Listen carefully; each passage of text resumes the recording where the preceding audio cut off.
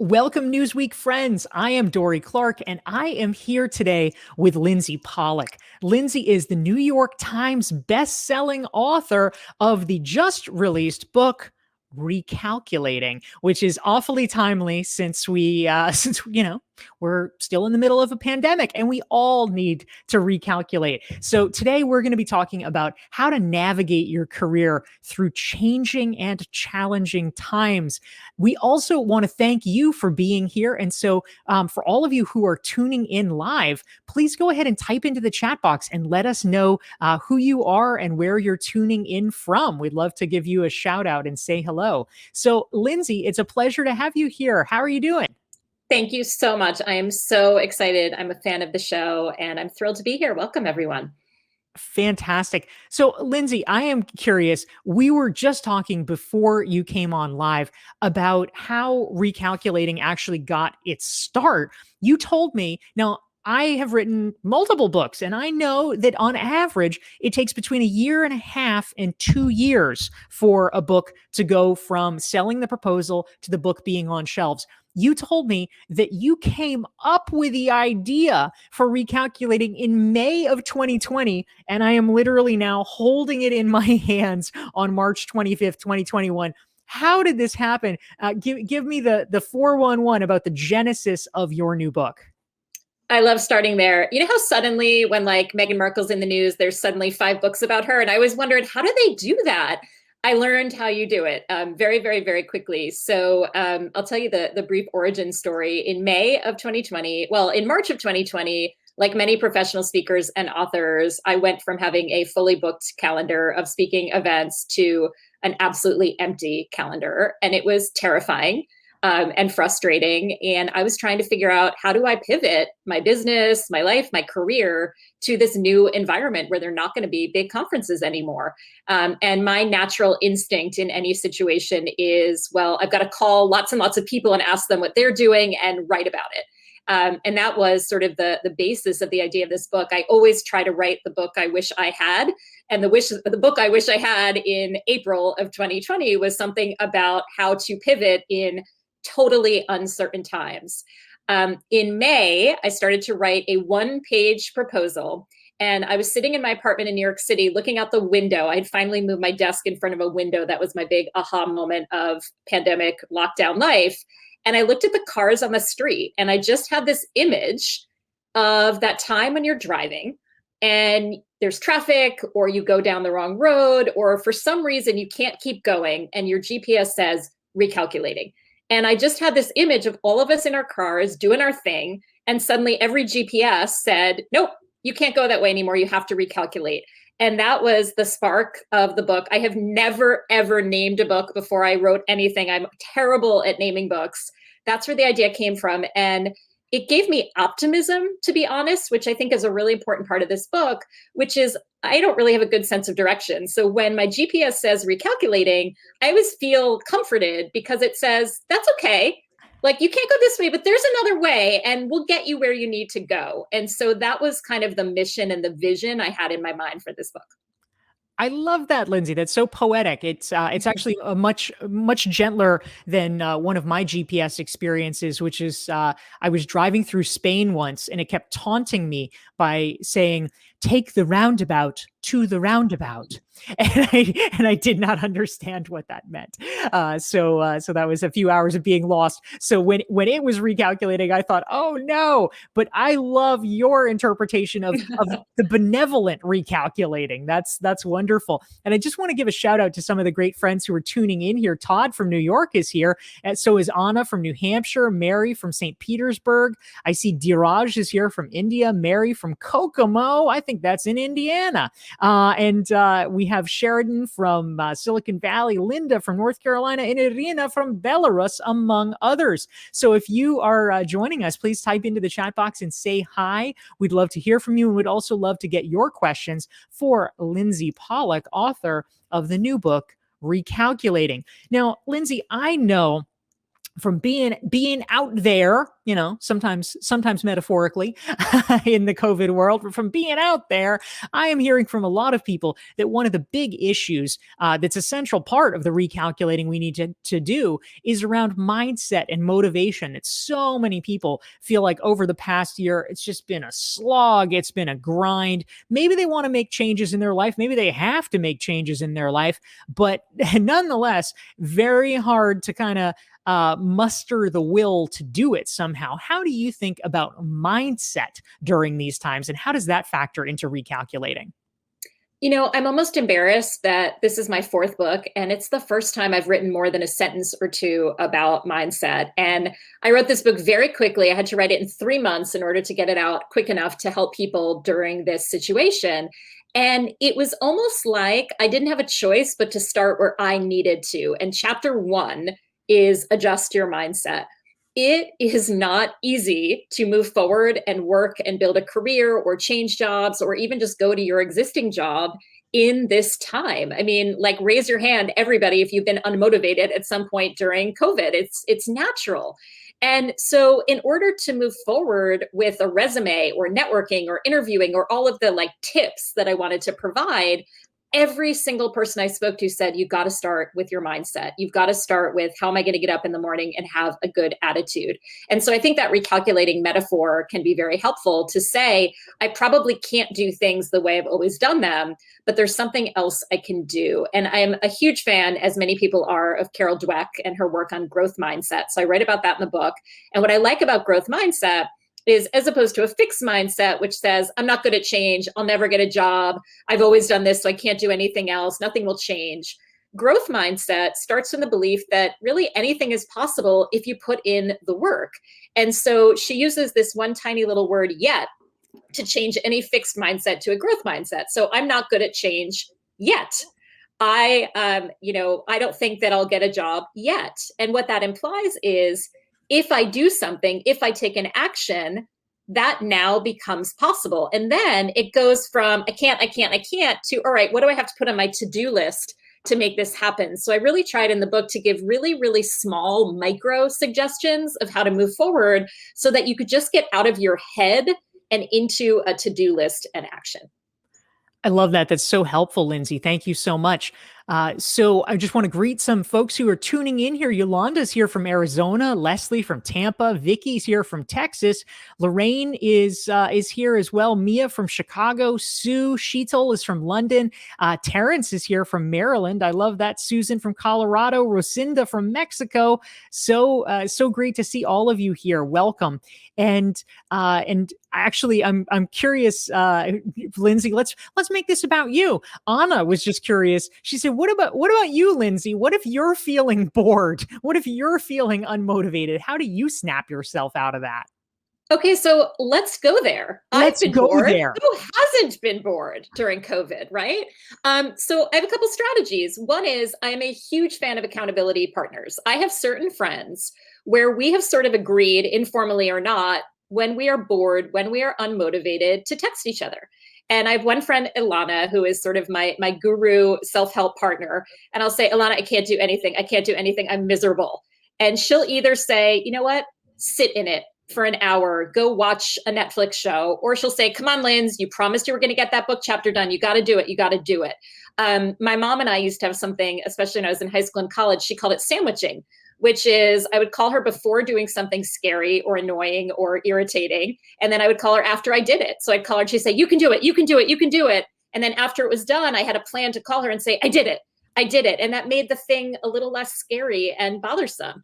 I also think sometimes you have to sink into the boredom. I have watched, the entire season of Ted Lasso in one sitting. I'm not going to lie. Sometimes you have to do that. And some of our timeframes have certainly been altered by COVID. And one of the elements I talk about in the book is, if you've been laid off, or if you are starting a business, or if you're doing something different, you also have to give yourself time for that transition to wallow or to rest. And I think that's really important. So sometimes if you're mindfully resting or mindfully being bored, that's a good thing. But if I don't want to be bored, I really rely on my friends and my network to help me get out of it. Love that, Lindsey. Thank you so much. And if you are enjoying this conversation with Lindsey Pollak, please hit the like button, hit the share button so that your friends and colleagues can benefit as well. If you want to learn more about Lindsey and her work, go to lindseypollak.com. And if you want to make sure that you are signed up and you get reminders about these great weekly conversations that we have here for Newsweek, our show every Thursday at noon, it's called Better. Next week, we have Tony-nominated Broadway producer Rachel Sussman. Just go to dorieclark.com. You can sign up for my newsletter there and get some free self-assessments, and you will be notified about upcoming episodes. So feel free to type your questions into the chat box for Lindsey Pollak. And Lindsey, in the meantime, I am actually curious. So a challenge that a lot of people face, of course, when they are recalculating, if they are doing a reinvention, and this is something I, of course, have spent a lot of time thinking about as well, because I wrote a book called Reinventing You. But I know that, yeah, exactly. Props aplenty, right? We get so many props. It's amazing. But I hear from a lot of people that if they are looking to change jobs or change careers, a big challenge is that, maybe they don't have a lot of experience in the new realm that they're looking to move into. And so how do you account for that? What do you need to do in terms of your own head and feeling okay and sort of getting over imposter syndrome? And what do you need to do to convince other people to give you a chance in this new realm? Well, I think those are two separate questions, right? Which is, what do you actually have to do to move from one career or industry or job function to another? And what do you have to do in your head? I think those are two very different conversations. So I did a lot of research on this. How hard is it really? And what a lot of experts, economists say, is often the transition is less hard than you think. And if you can let me go a little bit further with the recalculating metaphor, when your GPS says recalculating, it never sends you back to your driveway to start over completely. It always takes you from where you are. You have built skills and knowledge and experiences in whatever job you've done. Even if you are coming right out of high school or college, you have some experience and skills under your belt. So two thoughts. One is, I'm a really big fan of taking an assessment test, which really sort of pulls out what are your skills or strengths. I have a free offer in the book from a company called Capfinity. If you go to my website, lindseypollak.com/SP for strengths profile, it's right on the homepage of the website under recalculating. You can take a free assessment that will show you what those transferable skills are that are not related to a job, but are skills that you could port. The other factor that a lot of the economists said is that a lot of careers are much closer to other career paths than you might think. And I'll give you an example. I spoke to a chef who couldn't get work during COVID because so many restaurants had shut down. And he kind of admitted, as a lot of people did, that he was kind of wanting to make a change anyway. And COVID just sort of was that little push that he needed to actually do it. And he wanted to do something different. And he went back to his college career center, which is another tip. No matter how long ago you graduated, you can always go back to your alma mater for services, assessments, coaching, resume critique, interviewing, and so on. So he goes back to his college career center and said, I don't really want to be a chef anymore. I want to do something different. He took an assessment test. And one of the areas where he really excelled was logistics, because he had ordered ingredients and he had managed the staffing and he was really good at logistics. So he didn't have to go back to school and get a second degree. He took a 1-credit online course in logistics, was able to add that to his resume. They helped him pull out the logistical things he had done as a chef. So he stopped talking about flavor and cooking and started talking about ordering and vendor management. And he was able to get a really great high-paying job in logistics. So it's about the terminology that you use between jobs, but it's also about realizing you very rarely have zero skills in one field that need to go into something else. And just a final thought, particularly for early career professionals, experience is a really broad term. Extracurriculars are experience, taking classes is experience, volunteering is experience. It doesn't have to be full-time paid work in order to count towards another career. I hope that all makes sense. It does. That's very helpful, Lindsey. Thank you very much. And I just wanted to say hello to some folks who have tuned in to join us. We have Sean from the Adirondacks. We have Dee from Calgary. We have Fatina from Tehran. So welcome. We're so happy to have all of you here joining us. And New York Times bestselling author Lindsey Pollak. Now, a great question came in, Lindsey, from Jeff. And I think this is probably on a lot of people's minds. Jeff wants to know, how would you advise rerouting inside a company when you're socializing an intrapreneurial idea? So recalculating is not just for people who want to get a new job. It also may apply to people inside an organization. What are your thoughts about that? Jeff, thank you for the question. And I love all the Ted Lasso fans in the crowd. I feel like this is now an informal Ted Lasso watching session. Jeff, thank you for that question. I added an entire chapter in the book on people who want to recalculate within their current organization, because that is a great thing to do. And particularly a lot of big companies, it is like changing jobs or careers, even in the same organization. So I spoke to a lot of HR professionals and recruiters about this issue. And they said, you do have to be careful. And their biggest advice was to absolutely share your ideas and your suggestions and your desire to maybe change directions or become an entrepreneur in your company. But you have to almost overemphasize that you are delightfully happy in your current position and very happy to keep it and continue contributing. And you have some ideas of what you might want to do next. So the trick is to never act like you're out of there if this doesn't happen, or you only want to make this change and you're not really into your job anymore. You have to first emphasize that you are happy with what you're doing and then share those ideas. I think it's also a really good exercise in understanding internal politics, which is you got to talk to the right people. You've got to get the stakeholders involved. You've got to talk to them in terms of the value that it would bring to the business, not because you want to start an internal career coaching practice, but because the value and the mission of the company will be served best by this entrepreneurial idea. So really put your focus on what the company would be thinking about when they hear your entrepreneurial ideas, rather than focusing too much on what it is that you want. Of course, we want you to get what you want, but that's the strategy to get there. Such good advice, Lindsey. Thank you very much for that. And please type your questions into the chat box for Lindsey Pollak. We'd love to hear what's on your mind when it comes to navigating your career through changing times. Now, Lindsey, I'm curious, you wrote this book, Recalculating. You wrote it fast. How have you recalculated during the pandemic? What are the ways that you have personally applied the strategies that you talk about? Some people have commented, and I'm loving the comments, that I'm very optimistic. It's a choice. Like, this sucked in March and April. I love being a speaker. I love traveling. I love being out there. I was not happy to lose all that business and suddenly have to recalculate. So I had a lot of feelings about that. I work with a coach. I work with a therapist. I talk to a lot of friends, and I talk to a lot of other people in our speaking and author business about what they were doing. So first is I've always found opportunities in writing. So I doubled down on writing as opposed to speaking, including writing the book.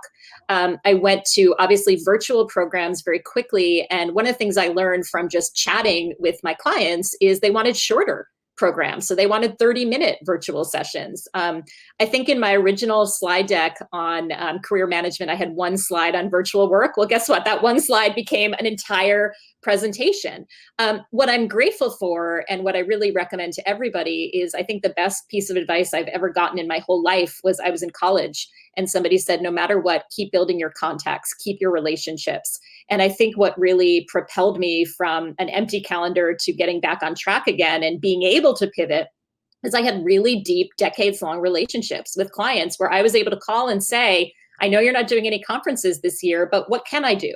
What can I offer? What might you need? And people were able or were willing to give me that opportunity to pivot and change because they knew me and they knew that I would step up. So I would say virtual programs, group coaching programs, a lot more writing, a lot more consulting, and a lot more shorter term contracts where normally someone would have me on a 12-month speaking contract. They could only book one event. And I took it and did it gratefully and moved on from there. So there was a ton of pivoting, but there were also a lot of like peanut M&Ms and watching Netflix and all the other stuff. It was not all beauty and wonder and everything moving forward. I was frightened for a while, but I knew that my contacts were going to be the answer of how to get out of it. Yeah, thank you for sharing that. I think that's really wise. And Annette says all these transitions. Sometimes we just have to accept loss and make the space to grieve to move along a healthy path, which I think is really Mhm. true. Such a powerful observation, Annette, because we want to be positive, we want to be optimistic, but you can't necessarily turn on a dime and do that. So there does need to be space for those transitions. So, really important point there.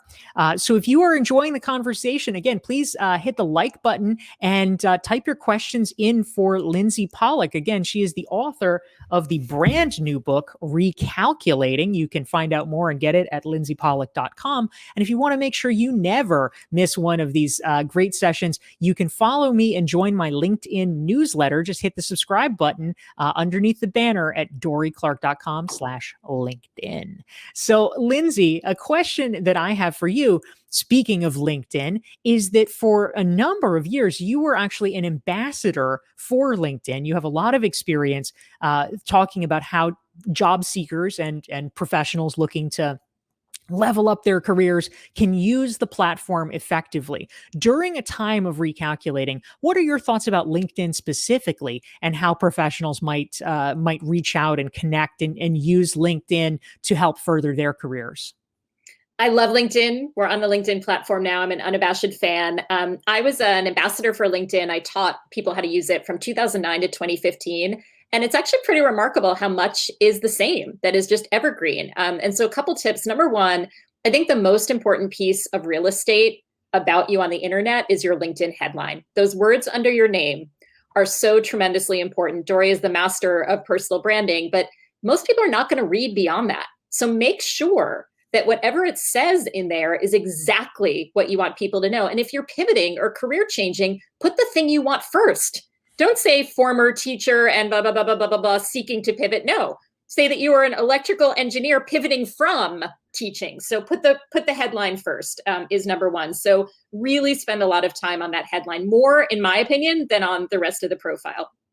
Second thing is always, always, always customize your outreach requests to people. Just a sentence. Hey, Dorie, really enjoyed your show. Hey, great to meet you at the career fair. We're an alum of the same school. Give people a reason to show that you're not just writing Dear Occupant, that you are putting something personal. And the third piece is something I learned from Reid Hoffman, who's one of the founders of LinkedIn and just a tremendous business person and generous networker. He said he thinks people use LinkedIn wrong for networking. He said, most people go into LinkedIn and say, what can I get today? And he said the way he uses LinkedIn and what he recommends, and this completely changed my view of the site and really online networking, any networking. He said he goes in and says, what can I give? Who can I help today? And if you approach it from that perspective, I can like Dorie's posts, right? I can thank somebody for their help. I can forward a job to somebody who might like it. I can post an article that would be helpful. Yes, you can be self-promotional. Yes, you can share information about yourself. But if your general motivation is how can I be of service to people in my network, I think that comes back to you in spades. And I think people see that you are a generous person and you want to be mutually beneficial. So that really shifts my mindset about how to use LinkedIn. Super helpful, Lindsey. Thank you very much. That's great. And a question came in from Wendy that I'd like to turn to. She wants to know, does recalculating work if you're self-employed? For people who are entrepreneurs out there, how might we recalculate or leverage the power of the recalculating principles? My publicist, Dorie Clark. Thank you for that.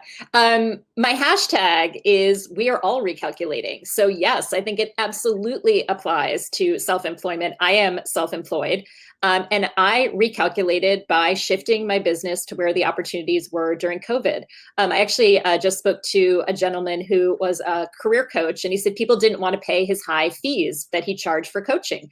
And I said, well, maybe you recalculate by offering micro sessions or offering group sessions or offering different ways for people to access you. So I didn't recalculate my expertise or my line of business. I recalculated how I deliver that to other people. So I think everybody can recalculate in whatever situation you're in. It might just not be a complete shift of job function or industry. It might be how you offer your services or how you price them or who your customers are.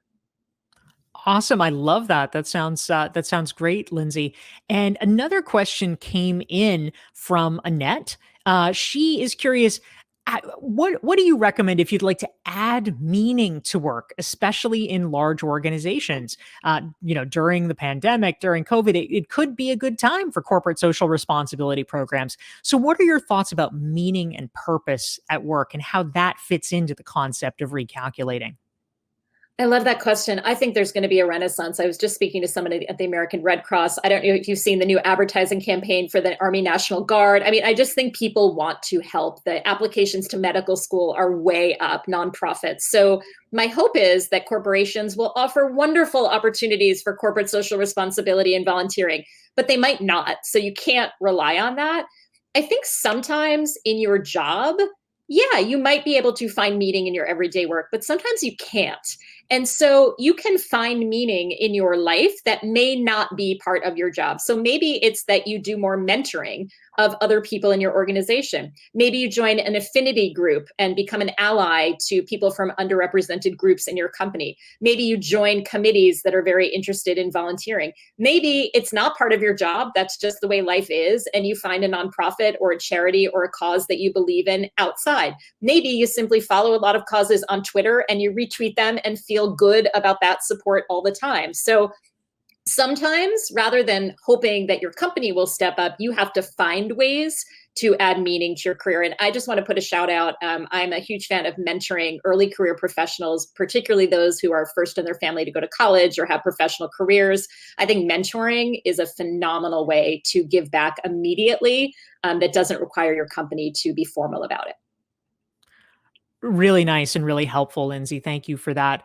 So I am also curious. Nowadays, one of the things that we are all forced to do because there's so few in-person events is virtual networking. Now, this is very much a new skill set for a lot of people over the past year. They're having to figure out Zoom and all the different technologies. What are your thoughts about how to network effectively in a virtual environment? Are there best practices or strategies that you might share with us as we are all recalculating?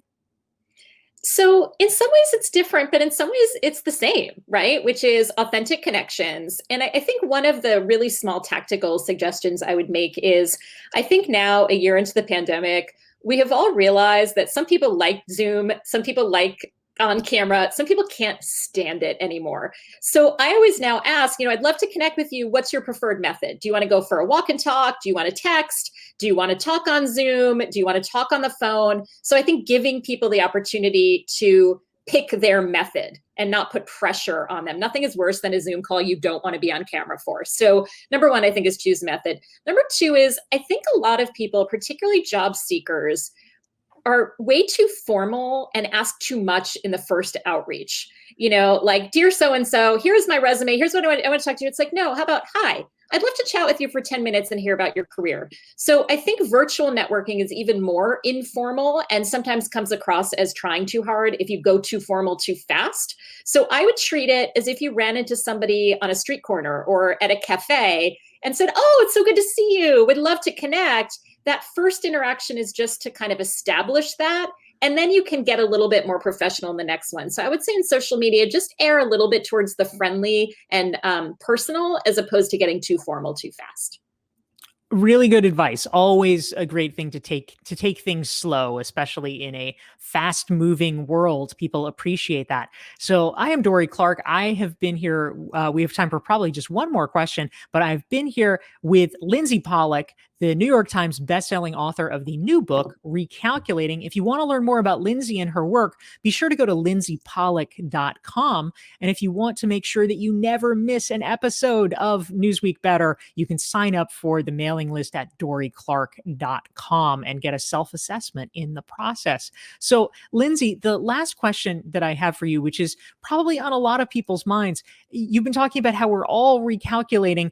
Sometimes there's kind of a fine line that we have to walk. And I'm curious if you have advice for us, some of whom just may be a little frustrated or struggling over the past year.